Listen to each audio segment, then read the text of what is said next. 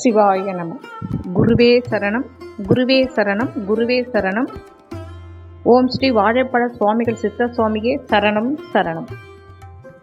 புதுச்சேரி சாரம் பகுதியில் தற்போது சத்யா நகர் என்று அழைக்கப்படுகின்ற இடத்தில் சில வருடங்களுக்கு முன் வாழைப்பழ சித்தர் என்ற சாமியார் இருந்ததாக கூறப்படுகின்றது. வெற்றிலை கொடி கால்களுக்கு புதுவை பகுதியில் பெயர் பெற்ற சாரம் கிராமத்தில் வழுதாவூர் செல்லும் பாதையில் பூவரசு மரங்கள் அரணாய் சூழ்ந்த தோட்ட வாய்க்கால் பக்கத்தில் ஆனந்தமாய் படுத்துக்கொண்டு கால் மேல் கால் போட்ட வண்ணம் சுருட்டு ஒன்றை புகைத்த வண்ணம் இருப்பார் இந்த சித்தர்.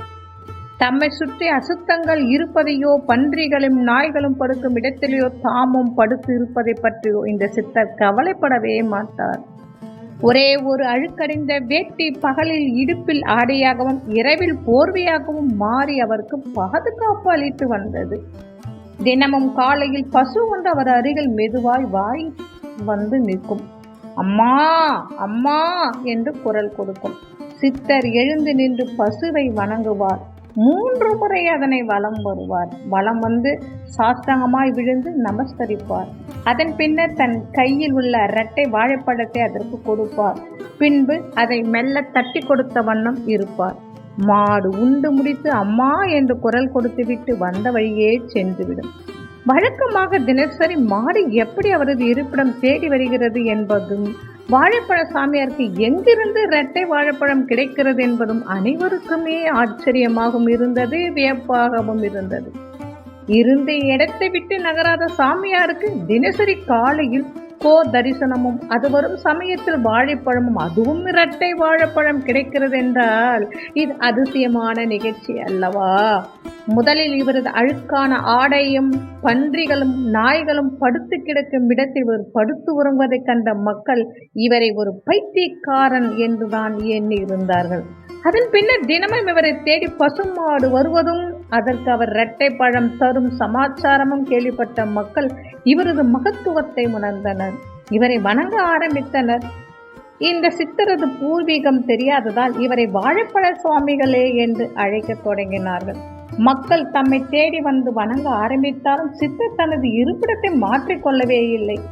தம்மை வெளியார் தொந்தரவுகளிலிருந்து காத்துக்கொள்ளவே அப்படி ஒரு அசுத்தம் நிறைந்த இடத்தில் வசித்தார் போடும். அசுத்தமான இடத்தில் வசித்தாலும் சித்தரிடமிருந்து நல்ல நறுமணம் கமழ்ந்து வந்தது.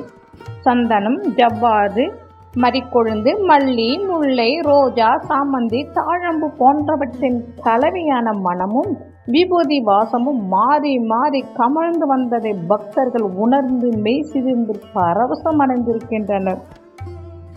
இவரது அருமையை உணர்ந்து தமது இருப்பிடம் தேடி வந்த பக்தர்கள் இந்த சித்தர் திட்டி அனுப்பியிருக்கிறார்.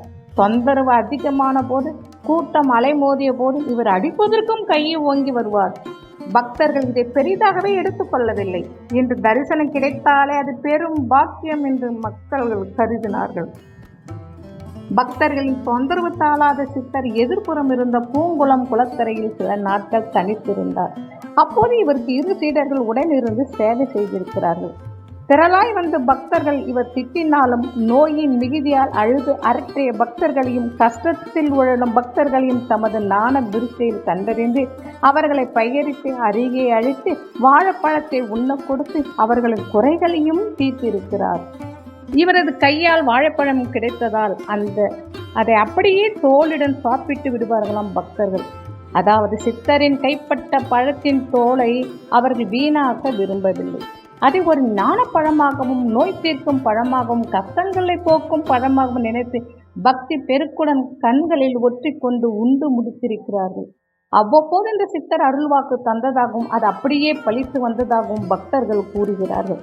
இவரது அருள் வாக்கின்படி பல காலமாய் குழந்தை பாக்கியம் இல்லாதவர்களுக்கு சந்தான பாக்கியம் கிடைத்திருக்கிறது. முதிர் கன்னிகளுக்கு மாங்கல்ய பாக்கியம் கிட்டிருக்கின்றன. வேலை இல்லாமல் திண்டாடியவர்களுக்கு வேலை வாய்ப்பு தேடி வந்திருக்கிறது. இந்த பகுதியில் வாழ்ந்த மக்கள் இவரை ஒரு நடமாடும் தெய்வமாகவே போற்றி வணங்கி வந்தார்கள். இன்னும் சிறிது காலத்தில் இந்த இடத்தில் அம்மன் சிலை ஒன்று கிடைக்கும். இந்த பகுதி அதன் எதிரில் இருக்கும் பகுதியும் அரசு கட்டிடங்களாக மாறும் என்று சித்தர் தமது சீடர்களிடம் கூறியிருக்கிறார். சில நாட்களுக்கு பின் இந்த சித்தர் அந்த பகுதியில் காணப்படவே இல்லை. அவர் எங்கு சென்றார், என்ன ஆனார் என்று இவரது சீடர்களுக்கும் தெரியவில்லை.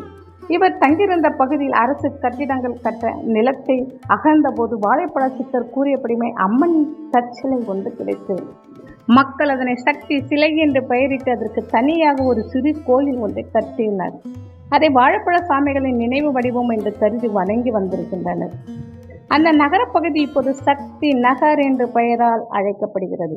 இந்த சித்தர் நடமாடிய பகுதியில் அரசு பணிமனை மற்றும் எரிபொருள் நிலையமும் அரசு நில அளவை பதிவேடு துறையும் மாவட்ட ஆட்சியர் அலுவலகமும் எழுந்துவிட்டன. சித்தரின் வாக்கு பலித்து விட்டது. ஆனால் இந்த சித்தரை பற்றி எந்த தகவலும் மக்களுக்கு தெரியவில்லை. ஆதியும் அந்தமும் இல்லாதவர் இந்த சித்தர். இவரது பூர்வீகமும் தெரியவில்லை. இவரது மறைவு பற்றிய செய்தியும் யாருக்கும் தெரியவில்லை. மிக குறுகிய காலமே நடமாடிய இந்த வாழைப்பழ சித்தரின் சக்தியும் பெருமையும் இன்னும் அங்கிருக்கிற மக்கள்கள் மறக்க முடியாமல் அவரின் நினைவாகவே வாழ்கின்றனர். திருச்சிற்றம்பலம்.